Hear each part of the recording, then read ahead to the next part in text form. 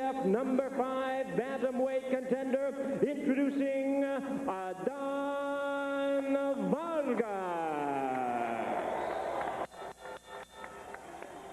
And his opponent across the ring, the defending world champion on my right, fighting out of the red corner, wearing red trunks with white trim, joining us from his hometown of Cincinnati, Ohio. He weighed in at the bantamweight limit of 118 pounds. He is undefeated with 24 wins, no losses, 1 draw, 21 big wins coming by way of knockout. Tonight he is making the 9th defense of his title. Here is the undefeated IBF Bantamweight champion of the world, known as the Cincinnati Kid, introducing Tim Austin. Once again, a referee in charge, Tony Weeks, now to give instructions, 12 rounds of championship boxing schedule. Okay, here we go. All right, you already received your instructions. Receive your instrucciones. Be careful with your heads. Cuidado con sus cabezas. Okay, if he goes right here, it's okay. Anything below that is going to be low. Mira, aquí está bien, aquí no. Right here is good. Anything below that is going to be low. Aquí está bien, aquí no. Keep everything above the waist. De la cintura para arriba. I want a good, clean fight. Yo quiero una pelea limpia. Obey my commands at all times. Above all, protect yourselves at all times. Escúchame, cuídate, listo, ready. Let's go. Vámonos. Vargas says he has defeated all of the southpaws he has fought. Tim Austin told us that he has studied the tapes of Pernell Whitaker to see how he fought southpaws. Vargas grew up fighting with his older brother Goyo, who, as Larry mentioned, held the featherweight title before losing it to Kevin Kelly in '93. Appeared on HBO both against Kelly and then later at 130 pounds against Floyd Mayweather Jr. Goyo was larger than Adnan, and as the result, Adnan matured as a counterpuncher, something he's been doing since he was a little kid. When you get guys that come from these fighting families, it's very interesting to see how they fight, because they learn a lot of different habits on their own, a lot of times trying to be different from their brothers.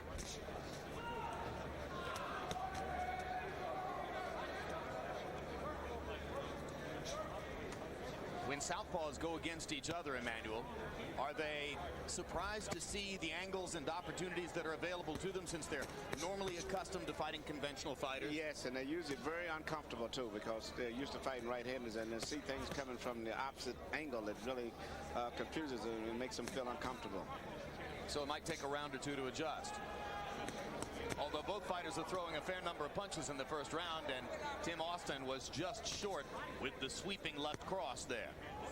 It's interesting. Vargas said that he trained longer than he's ever trained for any fight in his career. And of course, part of the training, as Larry mentioned, at 13,000 feet altitude. So if anybody's in shape for the fight, Vargas is the one who should be. Tim Austin, boxer puncher. Trained by Aaron Snowell, who at one stage of Mike Tyson's career was Tyson's trainer.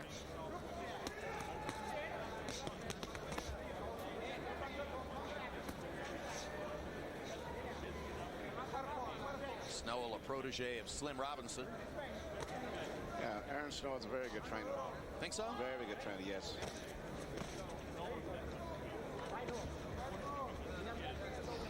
And Vargas is trained by his father. Both of these guys not only fight very much alike, but they fight with the same rhythm and the same speed.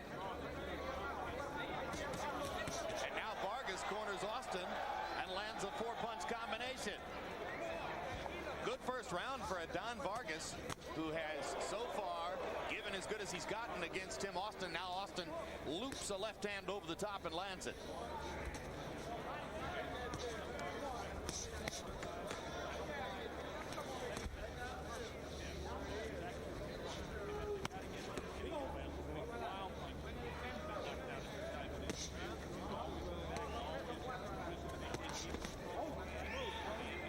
Amazing, we're watching a round without any clinches after last week. No clinches at all. When it seemed as though the fighters had heard Michael Buffer asked for, let's get ready to wrestle.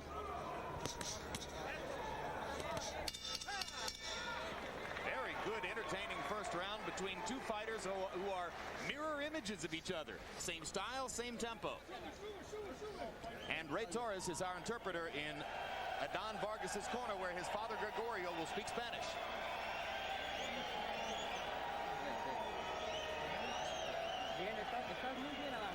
Okay, you're doing well.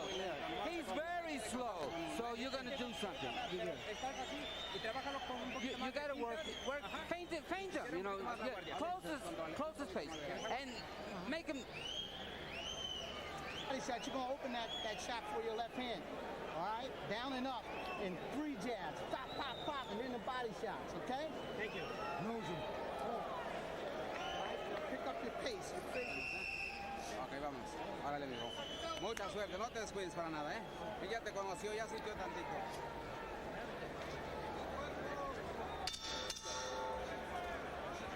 Round 2 begins. Adnan Vargas in the white trunks.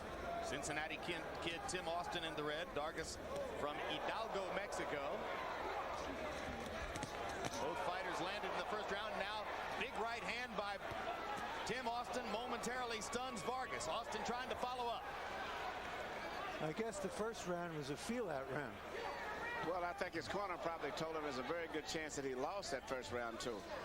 I know from speaking to Snow that they didn't expect Vargas to be this good. They expected a much easier fight. And what surprised me to some degree, Timmy seems to be a little bit slower than he's been in the past, especially for a small man.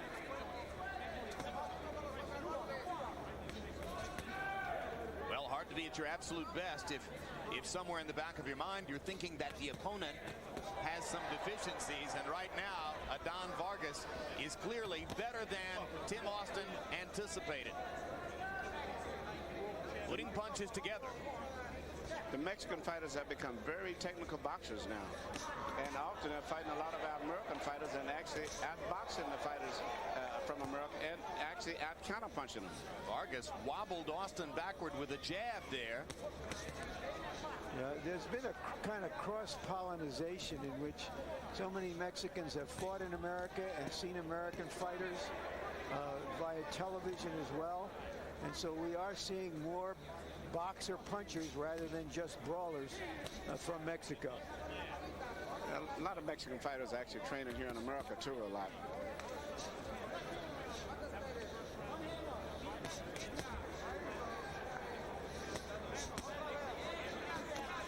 Vargas punching effectively around and through Austin's guard. Aaron Snow asked Austin for more body punches. Austin hasn't delivered much to the body in this round because he landed early to Vargas's head. May have thought that he was going to get the Mexican fighter in trouble and wound up paying a price when Vargas was able to counter. And actually, I think he may have shot his wad to a certain degree the first part of the round, and now he's really just now regaining his strength back again. Can one flurry like that really put a guy on his heels for a minute and a half or 2 minutes? Yes, it can. Yes, it can sometimes. It's just like sprinting. But most fighters usually can recuperate after that. It probably takes about a minute or 30 seconds.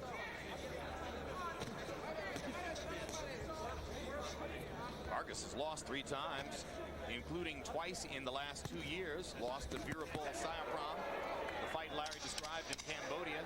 Lost to Adi Moya, 11th round knockout in McAllen, Texas last year. Austin's people can't be faulted for having thought perhaps that Vargas was coming down a little bit. Action fight. Meanwhile, this Tuesday, HBO's Sports of the 20th Century documentary series brings you the debut of A City on Fire. The story of the 1968 Detroit Tigers. The late 60s saw violent racial unrest in Detroit and in other American cities. But the success of the Tigers is seen as having helped to ease tensions while uniting the people of Detroit in a common bond. Come back after the devastation of '67 and win a pennant and a World Series, then there's possibility all over the place. City on Fire premieres this Tuesday only on HBO. Sub jab. Bow, bow. There you go. All right. Seconds out. Let's go. Coming over. CompuBox numbers through the first 2 rounds. Austin landing 42 of 133. Vargas 29 of 124. In terms of sheer artistic impression, the fight has looked just about even. Both guys have had their moments.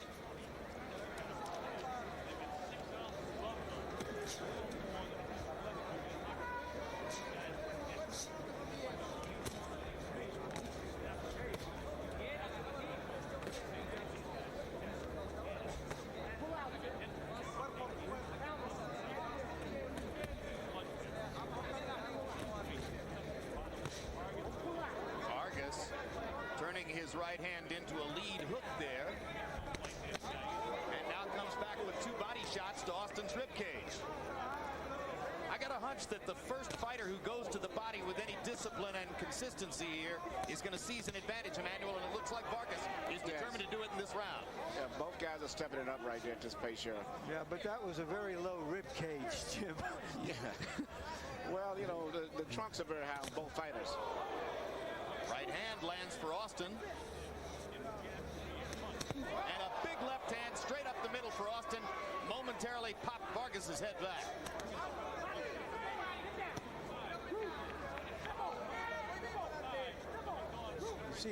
You see a fighter in Austin who's adapting very well to a well-schooled opponent. He's doing some brawling here. He's changing his tactics. Changing his tempo. Throwing hard punches, soft punches, trying to go to the body. Yes, That's what makes a top pro. Yeah, he's gotten out of the boxing mode because when they were both boxing, it was like 50-50. So he's changed his tactics now and become more power punches. Just taking a good left and a good right. Yeah, Vargas is quick with the jab, and he just misses on a left cross coming down that could have hurt Austin. Just when Austin seems to get it going, Vargas comes back with a little rally of his own.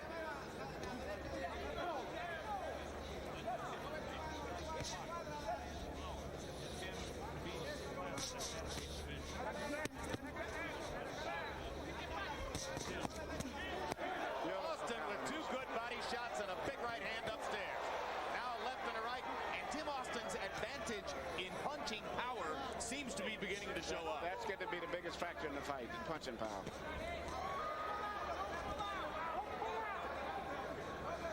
Vargas demonstrating that macho will to nail back at Austin after Austin has had his big moments. Yeah, he's very determined and very focused on this fight. I think it's going to be a fight where whoever probably has the biggest punching power may be a factor, and it looked like it's going to be Timmy Austin at this stage. Yeah, it does look as though round by round, the difference in punching power is beginning to increase. That's just what changed the course of the fight. See, folks, it is possible to have a good fight at close quarters without wrestling and clinching. Te está ganando los golpes. Don't punch it. You gotta be faster. You gotta be quicker. Come on, keep working and work hard. Si trabajas con rapidez, if you work with speed and chase and pressure him, he won't know what to do. Trabaja más el jab, fintas, el jab, doble. That's a no-no. All right, he's a tall guy. You don't pull back. You gotta put your head where you're gonna punch. All right, that's better. And body shots are gonna loosen him up. Now you keep sitting him down there, everything's gonna be all right. All right. Right here, you see Timmy Austin setting up for a good power punch in left hand, and he's going to go right back to that same power again later on. You notice he's not really concentrating so much on his right jab as much as power punches at this stage now. Austin in the 3rd round by CompuBox numbers landed 14 out of 20 power shots. Vargas threw more, but landed fewer, 10 of 36. Let's bring in Harold to see how he scored it through 3. Okay, Jim, 2-1, 29-28, Timmy Austin.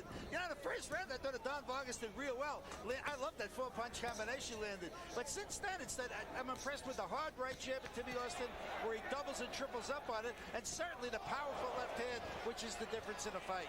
Timmy Austin, 2-1. I have the same score.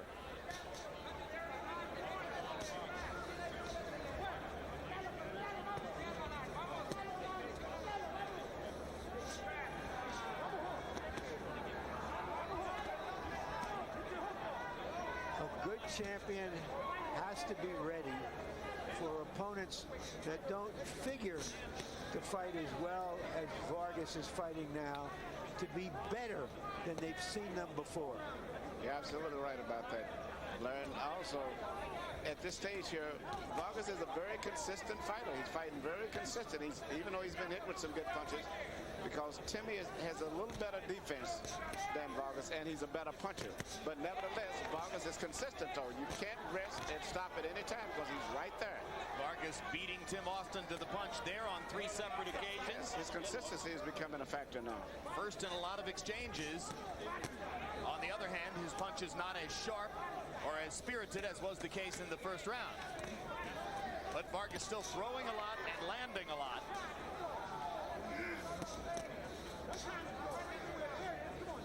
As Austin focuses more and more on power shots.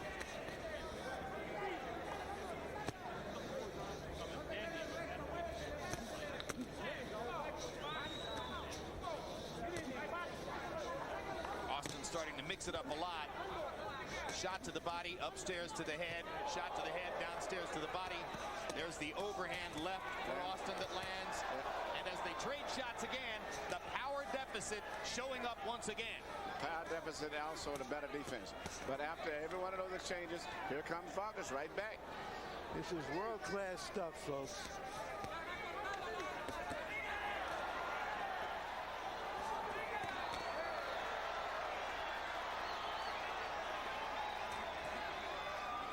They're fighting round 4 as though it's round 12 of a close fight. Looks like an abrasion showing up under Vargas's right eye. Nothing dangerous. It looked in the first couple of rounds as though his eyes were going to swell, but it has not happened so far. There's Austin's heavier right hand moving Vargas back. If I was in Austin's corner, I would still be nervous. Plenty to be nervous about. Terrific fight. It's a little gash. You're okay. No problem. All right, he got it. All right. All right. Hey, Tim, just keep your hands up. You're all right. All right. Hey, Tim, just pull your hand up. Relax. He's trying to hit you with body shots to hold you up. Remember, I told you when he comes to your body, got to go right back down there. Stop pulling up. Here, man. Punch my ass. All right, come on. Okay, don't get overconfident in lateral movement and attack him with the jab. You're doing well. Everything is fine. You gotta keep doing it. Austin is going down low often and coming back and catching with a lot of punches. And then as soon as he lands the shots, here comes Vargas straight back. Vargas is not as diversified with his upper body movement as Tim Austin. He's more stationary.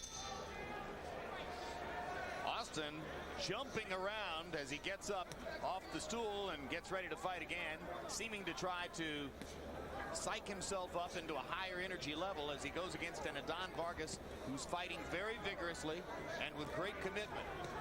The cut, which is materializing under Vargas's eye, was caused, according to the Nevada State Athletic Commission, by a punch, not by a butt. Austin devotedly going to the body now, much more so than in the first couple of rounds. And the body shots are setting up what comes upstairs. Now Vargas tries to get to Austin's body, taking a page from Austin's book. It's almost as though Vargas wants to answer Austin specifically with everything he does. You know, and everything that Austin lands, he has to right away be alert because he can never relax. And going down the stretch, if he doesn't knock out Vargas or hurt him seriously, this could be a tough fight for him if he's not in good shape. Because he's going to have to fight every round.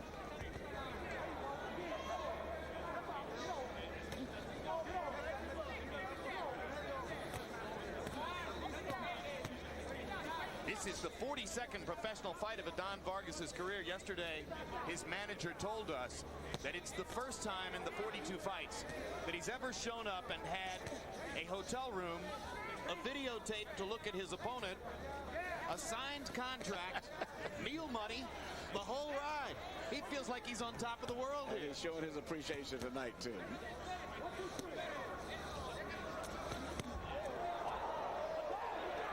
Tim Austin is trying to put Adnan Vargas away with a flurry of power punches. Every once in a while, Austin lashes out with a 2 or 3 punch combination, and increasingly, these are with devoted bad intentions.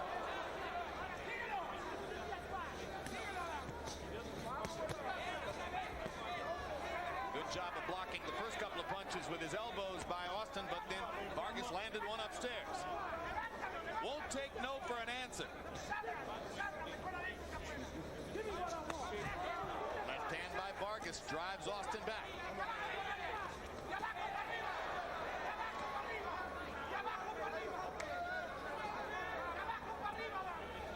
Before this fight, we talked about whether Vargas could bring out the best in Austin, and he is. Cut above the right eye of Tim Austin. Yep, it just started the previous round. Doesn't appear to be serious yet. That's the cut that was caused by a punch.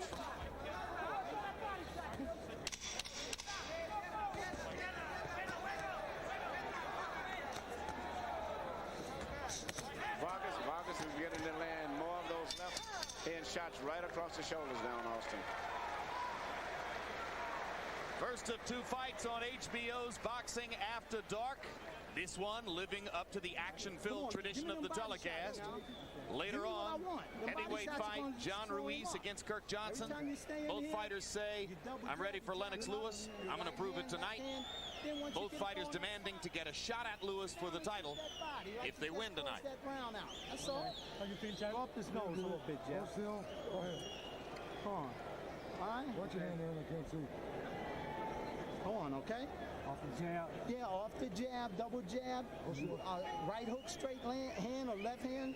Right hook, but you got to pick your pace up on forward and zip them body shots and stop pulling your head out. The count. When you come out, don't come out standing still because he's going to hit you. Feint him. And attack him, but careful. Be careful. Aaron Snow made a good point to Tim Austin, who has been guilty here a few times, Emmanuel Stewart, of pulling his head straight back out of the exchanges. Yeah, and oftentimes he's trying to go to the body, and while he's doing that, Vargas is shooting that left cross across the shoulders, and he's been landing with pretty good regularity now. Now he landed, there it is again, almost just grazing, but he's been in a lot of good left-hand punches now on Timmy Austin. That's compared to the earlier rounds. Has there been a clinch in this fight? Not a one that I can remember.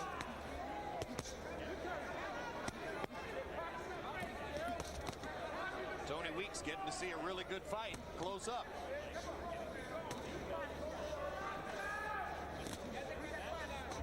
Combi box totals through round 5. Austin 123 out of 335. Vargas 97 out of 394. They're throwing, they're landing.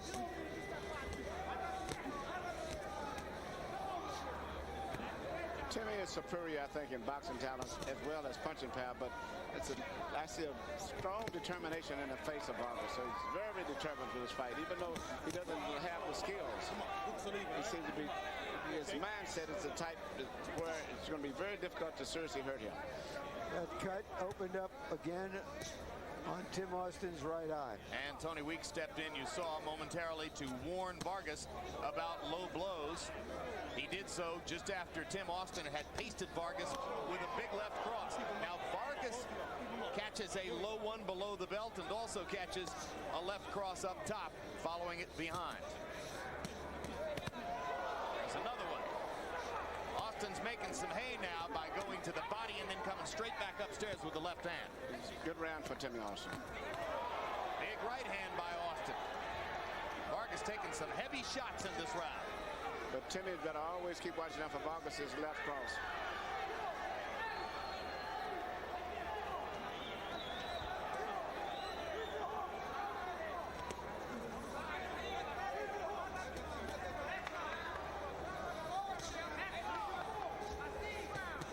There it is again.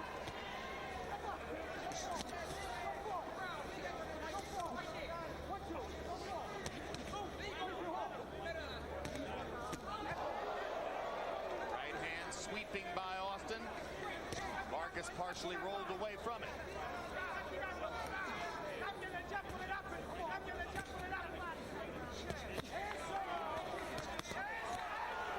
Near clash of heads as Vargas went to the body. In that exchange, Vargas landed a really good left hand right on the chin. Austin took it very well.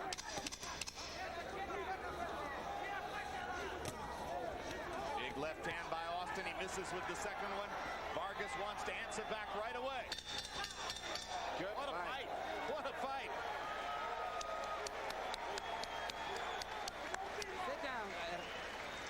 Everything's fine. The more you pressure, the weaker he gets.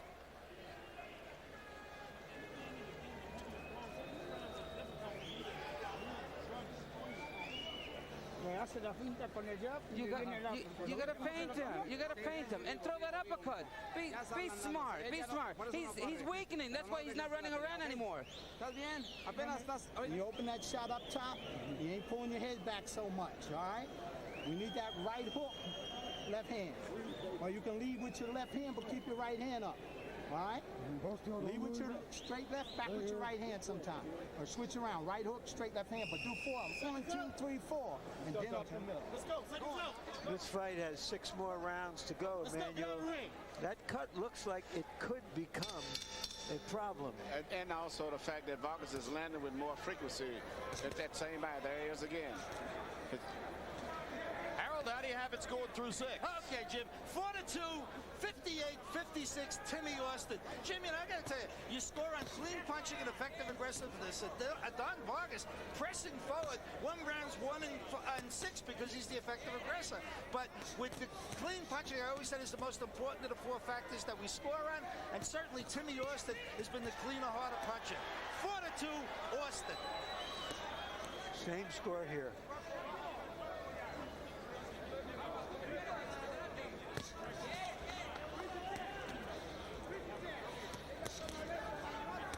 CompuBox numbers in the last round. The 2 fighters combined to throw 190 punches. Left hand lands flush for Austin, and Vargas momentarily rocked against the ropes. 2 more power punches land for Austin. Now Austin begins to paw at the cut above his eye. Well, we asked earlier whether Vargas was going to push Austin and set him up for some fights against bigger guys, and he sure is doing that now. And, you know, if he did move up and fight with Barrera or Morales, it wouldn't be that bad because both of those guys are primarily boxers. They don't really use their physical strength that much. Barrera's primarily become a counterpuncher lately, and for the most part, Morales has become a boxer. So the weight wouldn't be that much of a big handicap. Oh, I think it would be a factor. Austin thinks it'd be a factor.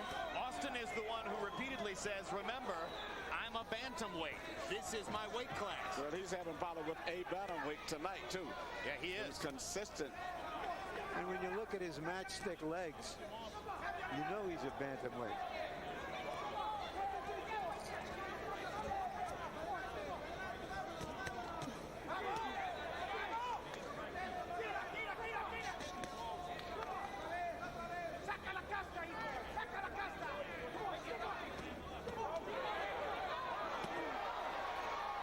Beginning to slow down.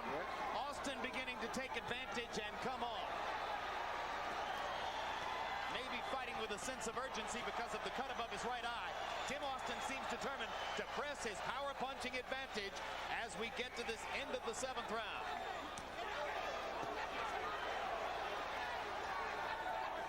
Austin increasingly commanding the space in the center of the ring. Yes, this is a good fight. Boxing, punching, body punching, no clinches, no illegal fouls. If you watched all 12 rounds of Vernon Forrest and Shane Mosley last week, this is our reward to you for having suffered through it. You like boxing? August 17, Boxing After Dark returns with heavyweight action as David Tua matches up with former champion Michael Moorer. September 7th, Roy Jones puts his light heavyweight championships on the line, this time taking on Englishman Clinton Woods. And September 14, HBO pay-per-view brings you the grudge match everyone's been waiting for when Oscar De La Hoya and Fernando Vargas face off for the 154-pound championship. HBO, the heart and soul of boxing. Speed drills, down and up and down shots. Okay. Don't look so much to power shooting because he's trying to hit you with speed. Speed shooting. All right? Okay. Just keep touching. Stop, stop, stop, stop. Speed shooting. All right, second. Come on. Speed. Let's get that mouth mouthpiece in there. Be lively now. Be smart. Don't get overconfident. Round 7 was a big one for Tim Austin. You saw the CompuBox power punch numbers that saw Austin landing 30 out of 48 power punches in the round. So as we go to the 8th, Austin seems increasingly in command of the fight, but still not completely out of danger against a very committed and energetic Adnan Vargas.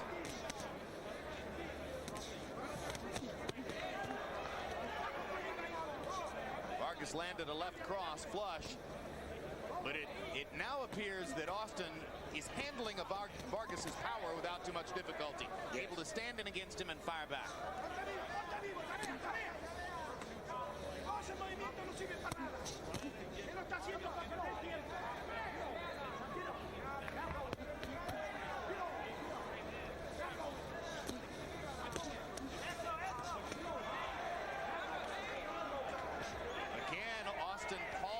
The cut above his right eye. Fighting with blood seeping into the eye. No huge difficulties so far, but clearly somewhat distracted by it. Yeah, Vargas got some bad bruises under his eyes too.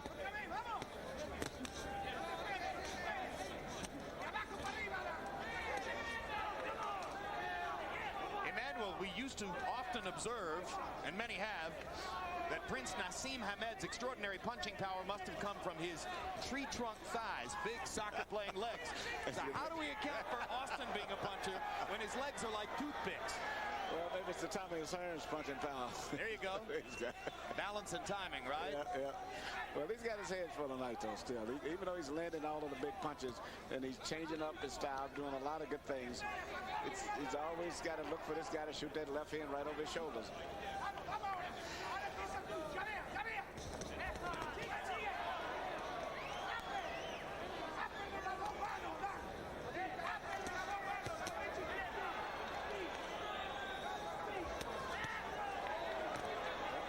Lands a hard right hand.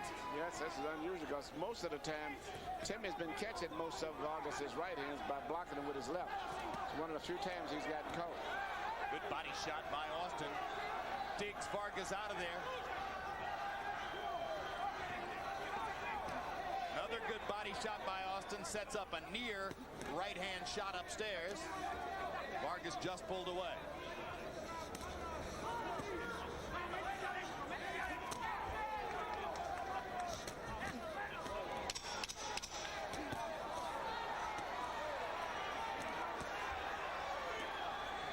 More than willing to trade with Vargas, and trade they do as they come down the stretch of the 8th.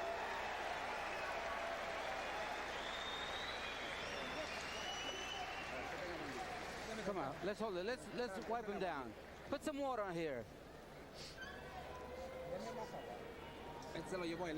Hey, he won that round. We lost that one. Okay, what round is this? You let him go. You gotta pressure him. When you pressure him, he doesn't know what to do. Stay in that pocket. You slip over here, bang. Step over, get off that line.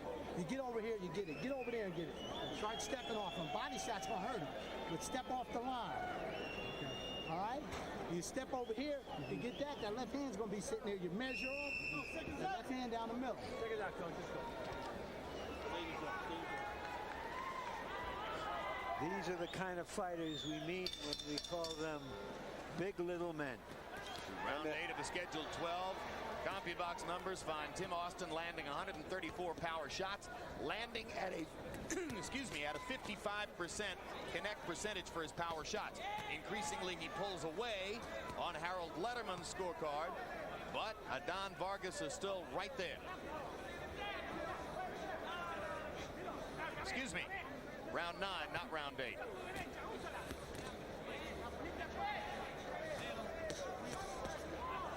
4 straight jabs by Vargas. You notice the referee doesn't warn them when a lot of the body punches are really hitting on the cups. That's because the cups are very high.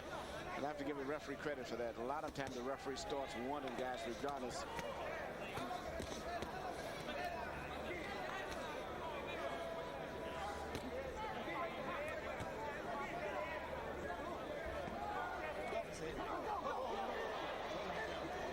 sometimes when a guy's about to hit another guy low, he'll partially pull the punch anyway, so that the punch doesn't really have that big an effect. And referees will usually let that one go. Oftentimes, the guy that gets hit low is because he's using his hands to try to block, and he forces the other guy's punch to go lower too. Austin thinks the end may be near as he sets up to square his shoulders and rip Vargas along the ropes. Vargas steps away, but took a couple of big left hands before he moved. And now, typical of the fight, Vargas insists on coming back, landing his own series of combinations, saying to Austin, I'm still right here in front of you. We're only in round 9. We're going the distance, Timmy. In that vicious exchange on the ropes, Vargas slipped in a real right hand that made Austin step back for a moment. I doubt that Austin has ever been really pushed to his limit this way before.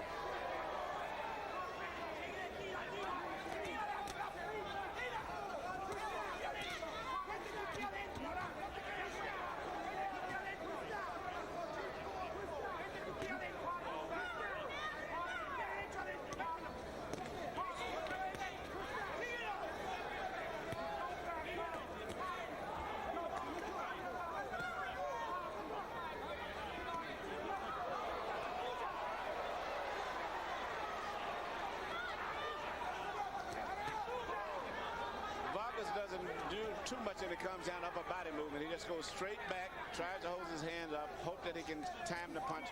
And Timmy often sometimes can pretty much figure out where he's going to hold his hand, and he gets those big power punches through. Timmy Austin's shown a lot of class, though, hasn't he?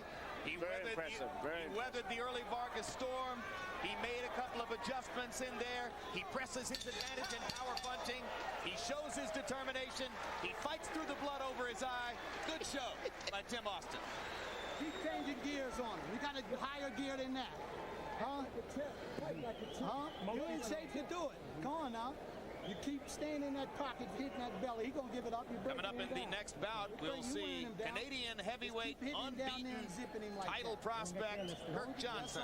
Larry, what's the Canadian heavyweight landscape? Well, it's got an interesting history. Tommy Burns, the only native-born Canadian to win the heavyweight championship in the early part of the 20th century, famous for losing it to Jack Johnson. Trevor Berbick came out of the West Indies and lived in Canada. He had the title for a while. Lennox Lewis, of course, born in Britain. George Chuvalo, who fought Muhammad Ali twice, Joe Frazier and George Foreman. And Victor McLaughlin, the famous character actor in the movies, once fought Jack Johnson. It's one of Lewis's more unusual credentials, incidentally, that he's the best heavyweight in the history of Jamaica. He's the best heavyweight in the history of Great Britain, and he's the best heavyweight in the history of Canada. And the best heavyweight of the 90s. And he lives about 75% of the time in the United States. Yeah, he's the best heavyweight in South Beach, too. Hey, Harold, how do you have it through 9? Okay, Jim. 88-83, 7 rounds to 2. Timmy Austin. I got to tell you something, Jim. There's absolutely no quitting of Don Vargas. Without question, Timmy Austin had big rounds in rounds 8 and 9. Just like you see there, landing tremendous punches. So, Austin, 7 rounds to 2. I have it 6 rounds to 3. And again, Austin sizes up his chances of finishing Vargas as he lands a big left hand. And again, Vargas shows his grit by fighting his way back off the ropes. But sooner or later, the power is going to be too much. And the end could be near now as Austin starts another onslaught. Tony Weeks is looking to stop the fight. Yeah, this is too dangerous. And Weeks makes a good stoppage right there. Vargas just wouldn't go down as he continued to take a series of power shots. Very impressive performance. And he wouldn't clinch when he needed to clinch in that round. No clinches at all. There wasn't a clinch in the fight, was there? Clinchless in Las Vegas. Hey, a terrific performance by Austin, who was indeed challenged and pressed in the fight. Spirited performance by Vargas. Good fight. And Timmy Austin is real quality. That was a solid performance. combination of everything, and made great adjustments to it as the fight went along. Las tijeras. Given the fact that he's a southpaw who can punch, if he can carry that punch up at all, fighters like Morales and Barrera might not be terribly anxious to see him coming. That's correct, and they're not very physical right now, too. Both of those guys are laid-back boxers. But Austin keeps saying, well, what I want to do is unify the Bantamweight Championship. An accomplishment which is very dear to his heart, though it probably won't earn him as much money or as many fans as he would earn by moving up in weight. He has a tough fight, his next fight with Marquez. Rafael Marquez. Yes, a very tough fight. A man who has beaten Mark Too Sharp Johnson twice. I'm very Timmy impressed. Austin sees his opportunity and seizes that opportunity against a tough professional fighter. A fighter who did come to win despite Timmy Austin's stature in the boxing world in general and in the bantamweight division in particular. It was Vargas's resistance which essentially ran out of gas in the 10th. Austin, after having peppered him with power punches in the 8th and 9th, pressed the advantage, landed 30 of 47 punches in the 10th. Vargas landed only one punch in that round before Tony Weeks alertly and properly decided he had seen enough. So Austin remains unbeaten. 25 wins, no losses, 1 draw. 22nd knockout victory for the Cincinnati Kid. Let's go to Jimmy Lennon for the official particulars. Ladies and gentlemen, we have the time, 1 minute, 3 seconds in round number 10. Our referee in charge, Tony Weeks, stops the contest. The winner by way of technical knockout. He is still undefeated and still the IBF Bantamweight Champion of the world, the Cincinnati Kid, Tim Austin.